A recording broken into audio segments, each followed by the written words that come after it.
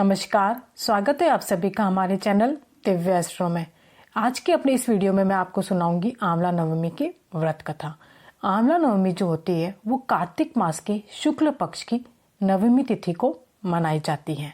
इसे आंवला नवमी या अक्षय नवमी के नाम से भी जाना जाता है।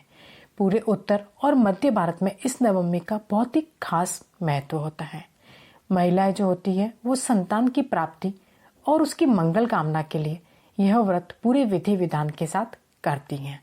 जब भी आप अक्षय आंवला नवमी का व्रत रखें तो आपको इसकी व्रत कथा अवश्य सुननी चाहिए।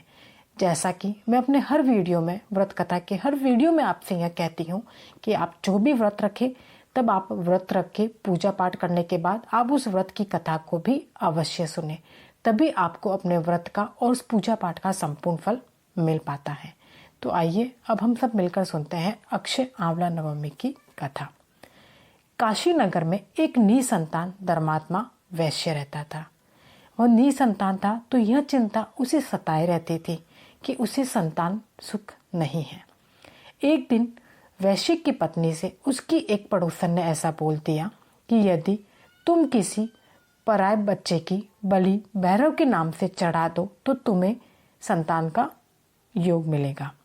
यह बात जब वैश्य को पता चली तो उसने अपनी पत्नी से मना कर दिया कि नहीं, हम हत्या का पाप नहीं करेंगे, और ये बात अस्वीकार कर दी।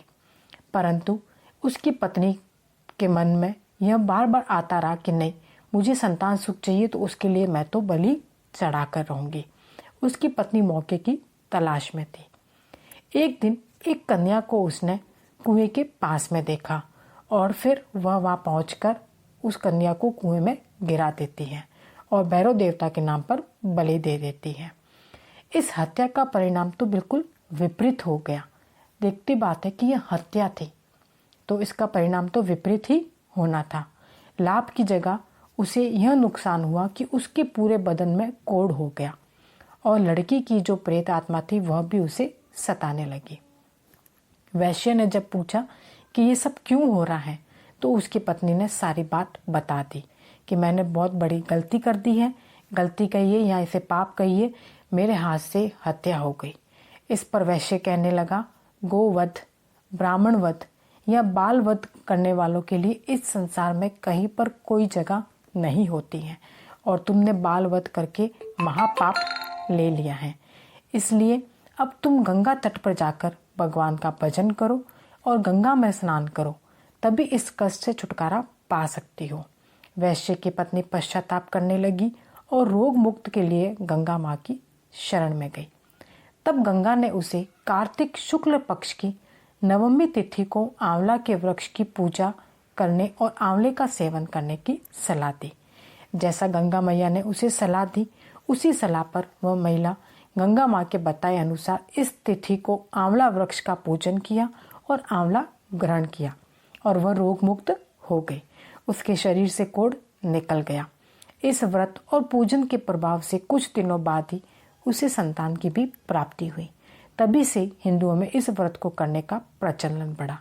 तब से लेकर आज तक यह परंपरा चली आ रही है। महिलाएं आंवला नवमी के दिन स्नान आदि करके और आंवला वृक्ष के समीप जाकर उसकी साफ सफाई करके आंवला की जड़ में शुद्ध जल अर्पित करती है, कच्चा दूध डालती है, पूजा पाठ करती है, कच्चा सूत 8 बार परिक्रमा करते हुए लपेटती है और अपने परिवार और संतान के सुख समृद्धि की कामना करती है। तो यदि आज का मेरा यह वीडियो आपको पसंद आया हो तो वीडियो को लाइक जरूर करना। साथ ही साथ यदि आज आप मेरे चैनल पर पहली बार आए हैं तो चैनल को सब्सक्राइब कर ले, क्योंकि आपको मेरे इस चैनल पर सभी प्रकार की व्रत कथाएं मिलेगी। साथ ही साथ व्रत के शुभ मुहूर्त, तिथि, इसके बारे में भी संपूर्ण जानकारी मिलेगी और ज्योतिष और वास्तु से संबंधित जो भी अन्य जानकारियां होती हैं वह भी आपको मेरे इस वीडियो पर जरूर मिलेगी। धन्यवाद।